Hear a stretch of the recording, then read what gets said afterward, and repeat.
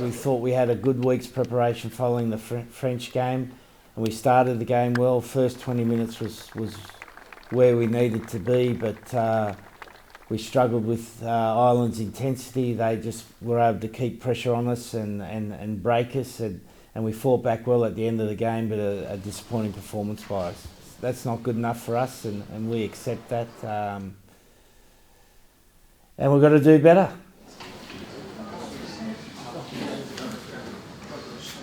So, we have to go again, whenever that is.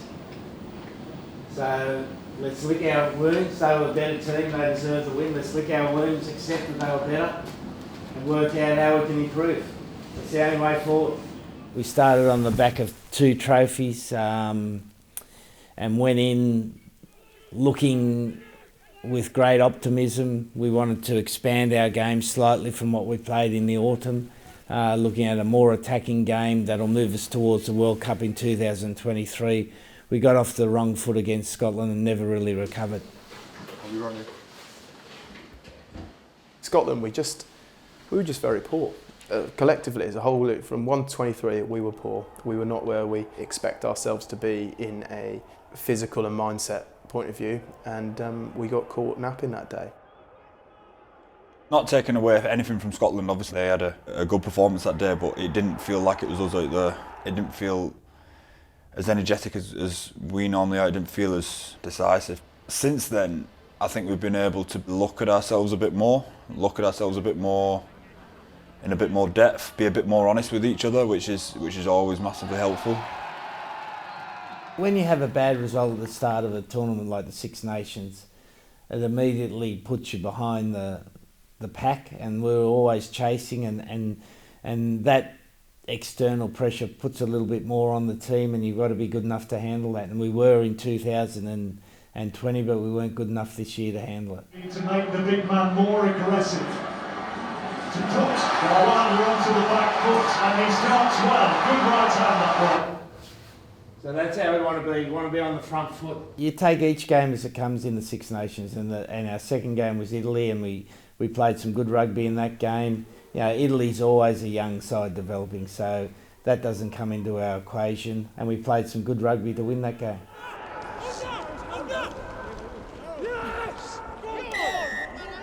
Back to feeling like us, back to the energy and the intent that an England team shows, and we build on this now.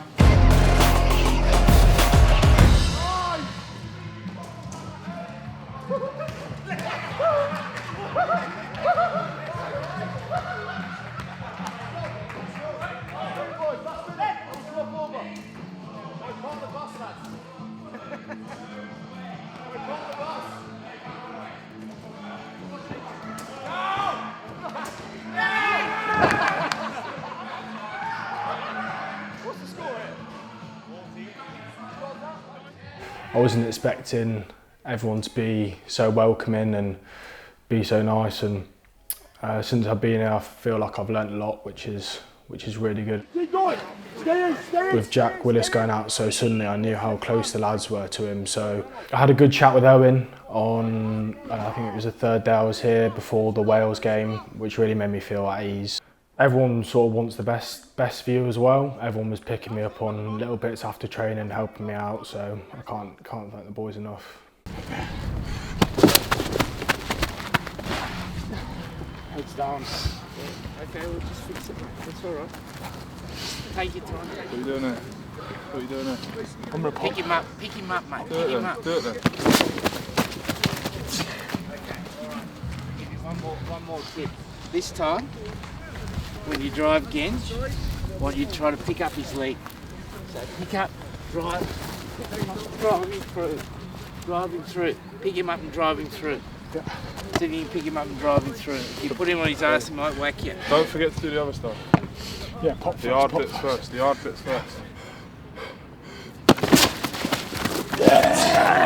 110%, you've got to be into everything.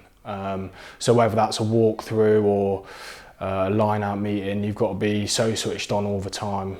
And then obviously in training, the physicality. A step up from Leicester, the boys are just a bit stronger, a bit faster. But yeah, really enjoyed it.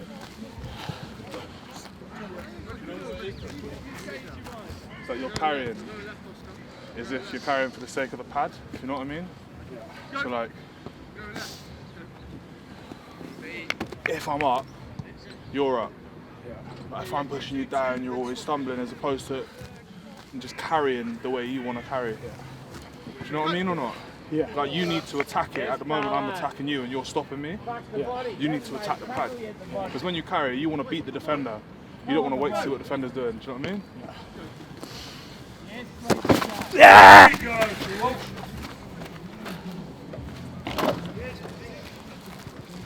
How much better was that? Same again. Yeah!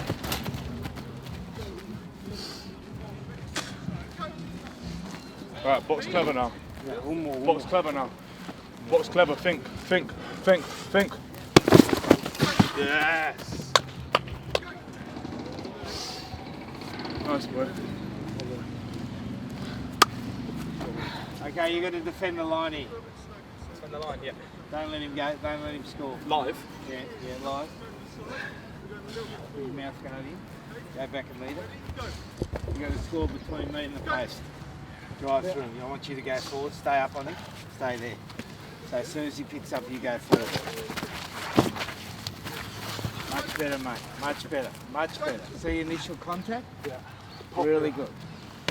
So do it once more, just keep going this time, don't stop. Don't let him go through sleeping. Look at that, mate. Look at that. Incredible, mate. Look where you got made contact. Here, and look where you finished. Here, good, mate.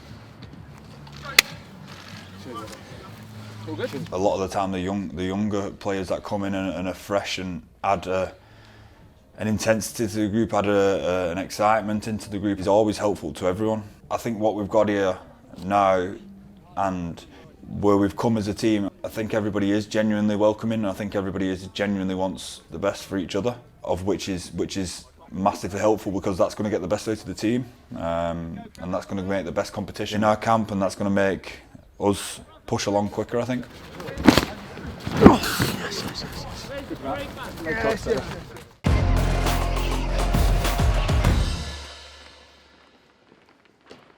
Well, it's hard to know for the Wales game. You know, we got two absurd decisions at the start of the game, which has been ratified by the World Rugby, and that immediately puts you behind. Imagine going to every game and you look at the scoreboard and you're 14-0 down, and that was the situation we faced. We fought hard to get back into that game, incredibly hard. And then again, Wales were able to put enough pressure on us at the end of the game to kick 3 penalty goals, and that was the result. We talked about our discipline and just how much that we've got to get hold of it as a group, because we've spoken about it before. We've had it in this tournament before, and it's been an issue in this game, and we need to grab hold of it as a group and push it forward. First and foremost, I think you have to be honest with yourself. You have to be, you have to see, understand what the facts and have a clear picture of where you actually are.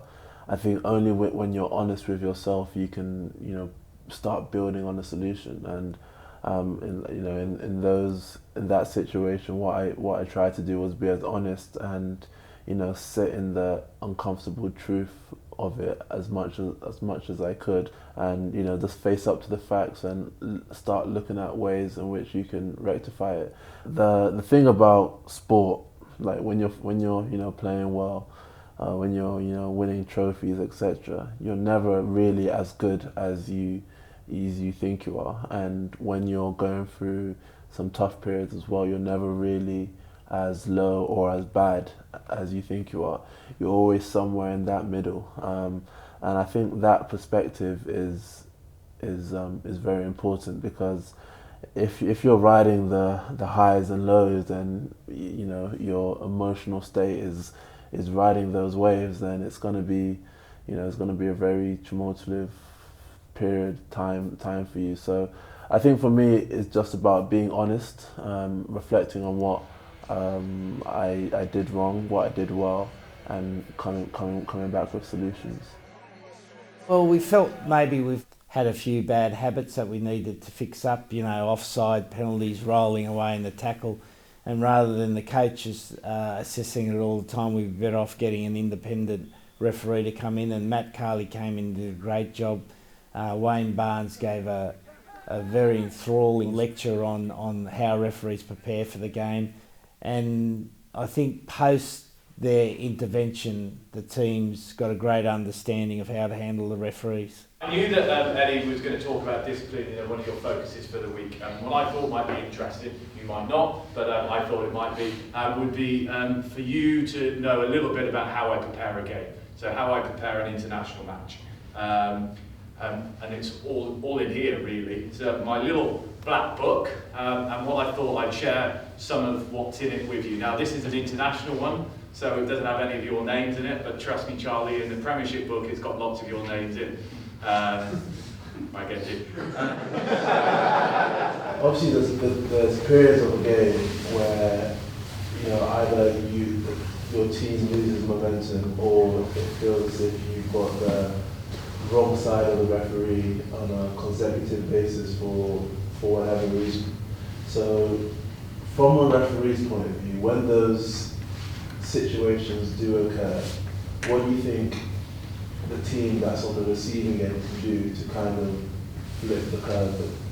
I guess what I'd say first of all, Maro, is get rid of those avoidable ones, the ones where you don't need to give away, because you want to save them up for the ones you do then need to give. Those guys who gave away avoidable penalties all came back about what they've got to do to try to fix it. So take that responsibility on. We've got a clear pattern of how we want to play against France. Does everyone understand it?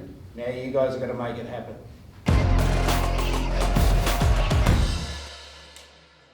Well, France game was an epic game. You know, we played fantastic rugby, battled hard against what's supposed to be the best team in Europe, and ended up winning the game. And it was a great reflection on the honesty of the team, the hard-working nature of the team, and we shouldn't forget that.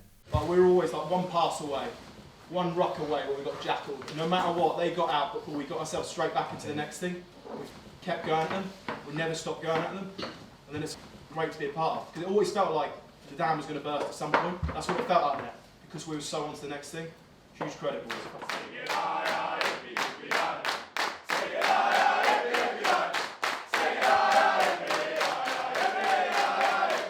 Well, the test is that we weren't expected to win the France game. The test is for the next game against Ireland we were expected to win, is to have that same level of resolve and that same level of fight in our performance, and we weren't able to achieve that.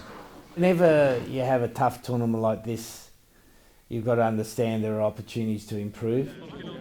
This group's finished now, you know, and there'll be a new group going forward.